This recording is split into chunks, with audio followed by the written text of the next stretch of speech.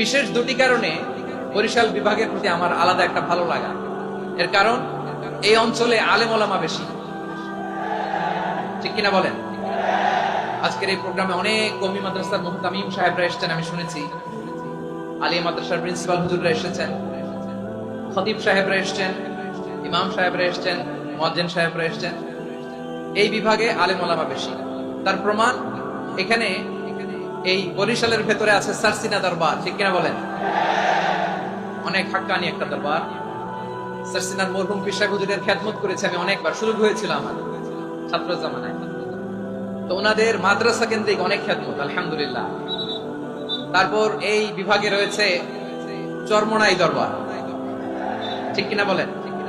ওনাদেরও বিশাল মাদ্রাসা, ধর্মীয় অঙ্গনে, মাদ্রাসা অঙ্গনে, রাজনৈতিক অঙ্গনে ওনাদের অনেক খেদমত। তারপরে এখানে আছে ঝালকাঠি এনএস কামিল মাদ্রাসা। আমরা কায়েদ সাহেব হুজুরের কথা শুনেছি, আল ইত্তেহাদ মা আল ইখতিলাফ, মতবিরোধের সাথে ঐক্য, অসাধারণ কথা। এই সমস্ত বড় বড় আল্লাহওয়ালাদের আগমন এই ভূখণ্ডে হওয়ার কারণে এখানে ধর্মীয় বিশৃঙ্খলা, মারামারি কম, আছে ঐক্য, ঠিক কিনা বলেন? বরিশাল বিভাগের প্রতি আমার বিশেষ ভালোবাসার এটা একটা কারণ।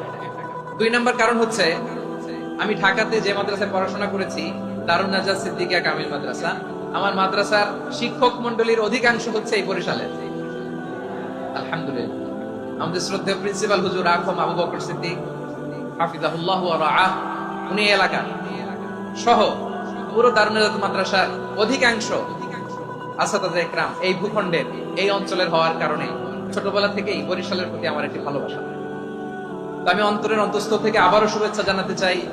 আমি আমাদের অনেক ভাইদেরকে দেখতে পাচ্ছি, আপনারা বসার জায়গা পাননি, দাঁড়িয়ে আছেন এবং খুবই নিশ্চুপ, শান্ত, সুশৃঙ্খল।